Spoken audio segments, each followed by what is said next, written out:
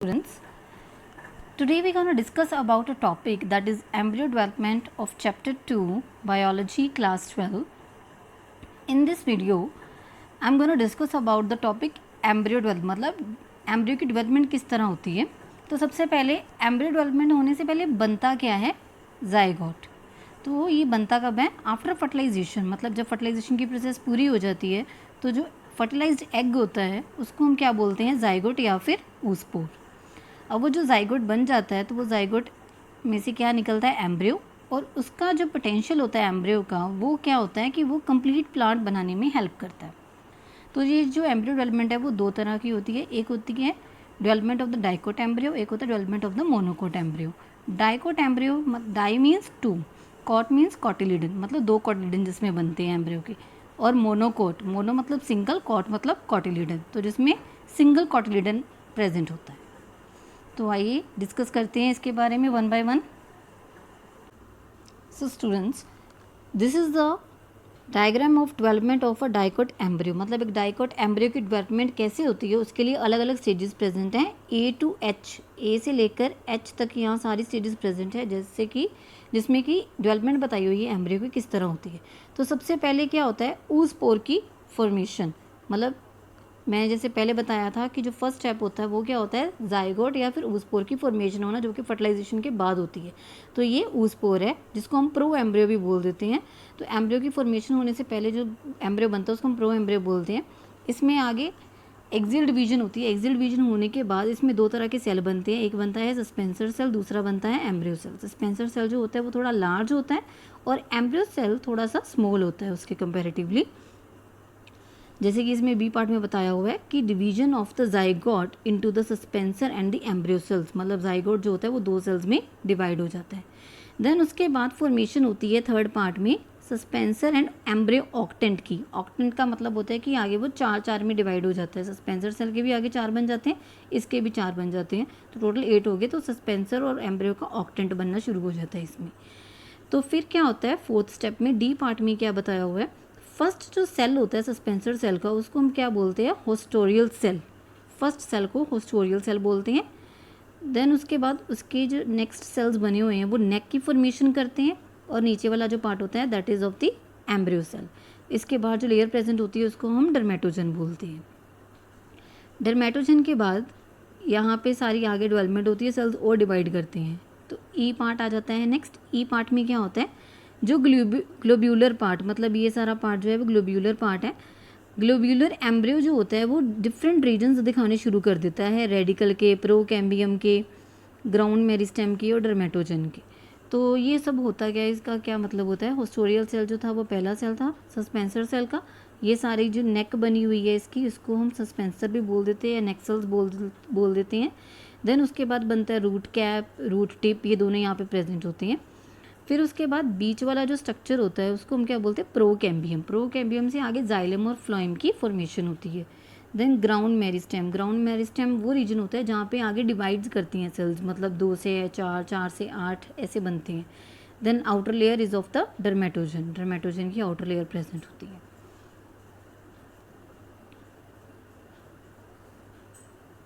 के बाद हमारा जो पार्ट आता है that is F part. F part में क्या होता है कि हार्ट शेप्ड एम्ब्रियो बनना शुरू हो जाता है। अब ये जो ग्लोब्यूलर स्ट्रक्चर था, ग्लोब्यूलर स्ट्रक्चर के बाद यहाँ पे हार्ट शेप्ड एम्ब्रियो बनेगा।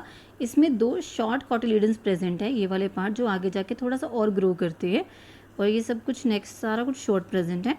एफ के बाद आ जाता है जी पार्ट। इसमें देखो सबसे पहले ऊपर सस्पेंसर जो होस्टोरियल सेल है वो प्रेजेंट है, देन सस्पेंसर उसकी नेक आ गई, देन रूट कैप और रूट टिप, ये दोनों किससे इन दोनों की फॉर्मेशन हुई थी, रेडिकल से।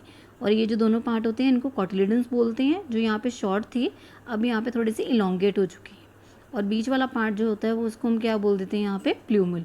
प्ल्यूमल से आगे शूट की फॉर्मेशन होती है। तो ये था मेच्योर डाइकोटिलिडनस एम्ब्रियो, थोड़ा सा जो मेच्योर हो चुका है हार्ट शेप्ड बनने के बाद।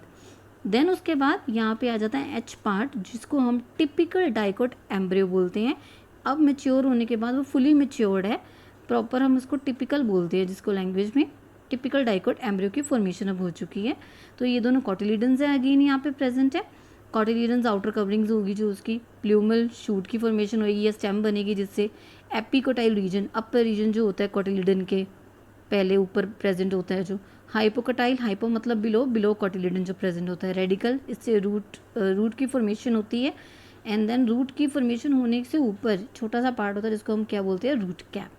सो this was all about the formation और development of the typical dicot embryo.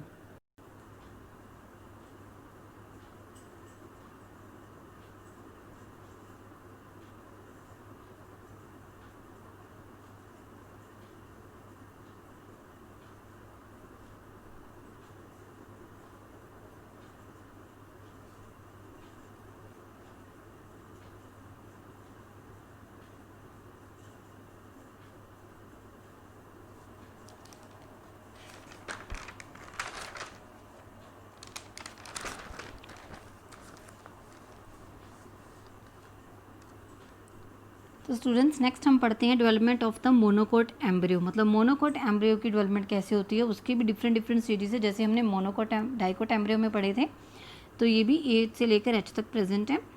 सबसे पहले क्या होता है इसमें भी, अगेन क्या लेंगे हम, सबसे पहले जाइगोट या फिर ऊस्पोर जो होता है. यहाँ पे एक ऊस्पोर सेल प्रेजेंट है. ऊस्पोर सेल जो होता है वो आगे दो तरह के सेल्स की फॉर्मेशन करता है. तो सबसे पहली जो डिवीजन होती है उसको हम क्या बोलते हैं, ट्रांसवर्स डिवीजन. ट्रांसवर्स डिवीजन के थ्रू यहाँ पे दो सेल्स की फॉर्मेशन होती है. एक बनता है सस्पेंसर सेल और दूसरा बनता है एम्ब्रियो सेल, जिसको हम टर्मिनल सेल भी बोल देते हैं. सस्पेंसर सेल जो होता है वो वेसिकुलर टाइप होता है. थोड़ा सा वेसिकुलर का मतलब होता है जो सैक लाइक होता है. और ये भी अगेन कहाँ पे प्रेजेंट होता है, माइक्रोपाइलर रीजन की तरफ. जो एम्ब्रियो सेल होता है वो कहाँ पे प्रेजेंट होता है, चैलेजल एंड की तरफ प्रेजेंट होता है. चैलेजल एंड जो होता है वो नीचे होता था. फीमेल गेमेटोफाइट की डेवलपमेंट में हमने पढ़ा हुआ है इसी चैप्टर में. देन उसके बाद जो नीचे वाला सेल है दैट इज़ टर्मिनल सेल. ऊपर सस्पेंसर है, नीचे टर्मिनल सेल प्रेजेंट है और बीच में मिडल सेल प्रेजेंट है. यहाँ पे टर्मिनल सेल जो होता है वो आगे थोड़ी और डिवीजन करता है. देखो आप ये वाली जो है आगे डिवीजन्स करी हुई हैं, आगे से आगे डिवाइड हुआ है. इनको हम ट्रांसवर्स डिवीजन्स बोलते हैं. तो ट्रांसवर्स डिवीजन्स जब ये करता है तो ऐसे ही दो सेल्स बन जाते हैं. बीच वाले को मिडल सेल्स बोल देते हैं और नीचे वाले को टर्मिनल सेल्स बोल देते हैं. तो जो नीचे वाला सेल होता है वो धीरे धीरे एक ग्लोब्यूल की फॉर्म ले लेता है. इस ग्लोब्यूल की फॉर्म जो वो ले लेता है उसको हम क्या बोलते हैं, ग्लोब्यूलर सेल, जिसको हम एम्ब्रियो भी बोल देते हैं. और ये एक लार्ज कॉटिलीडन बना लेता है और एक प्लूमिल का स्ट्रक्चर इसी से बनता है. ये हम थोड़ा सा आगे पढ़ेंगे कि ये इस ग्लोब्यूलर से हम एक प्लूमल और एक लार्ज कॉटिलीडन की फॉर्मेशन कैसे होती है. तो जैसे जैसे ये कॉटिलीडन ग्रो करता है it pushes the plumule to one side. मतलब ये उसको एक साइड पे ले जाता है. जैसे कि यहाँ पे आप देख रहे हो एफ स्ट्रक्चर में कॉटिलीडन की फॉर्मेशन होने के बाद जो प्लूमल है वो एक साइड मतलब बाहर की तरफ जाना शुरू कर रहा है. इन सम ग्रासेस, कुछ ग्रासेस जैसे होती हैं तो वहाँ पे सेकंड कॉटिलीडन हम देखते हैं जिसको हम क्या बोल देते हैं, एपिब्लास्ट रीजन. मतलब जो फर्स्ट लेयर वहाँ पे प्रेजेंट होती है. ठीक है, तो ये बाहर वाली जो लेयर होती है इसको हम क्या बोल देते हैं, एपिब्लास्ट लेयर.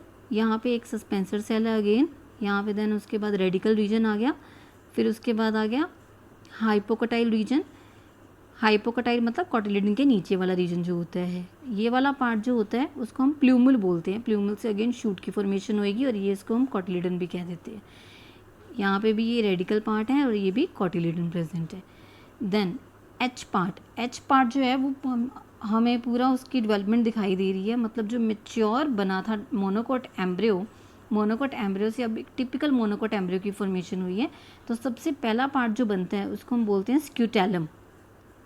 जो स्क्यूटैलम होता है वो भी उसकी फर्स्ट लेयर होती है या फिर हम जिसको हम बोल देते हैं सिंगल कॉटिलीडन. मतलब मेन एक सिंगल कॉटिलीडन जो होता है उसको हम बोलते हैं स्क्यूटैलम.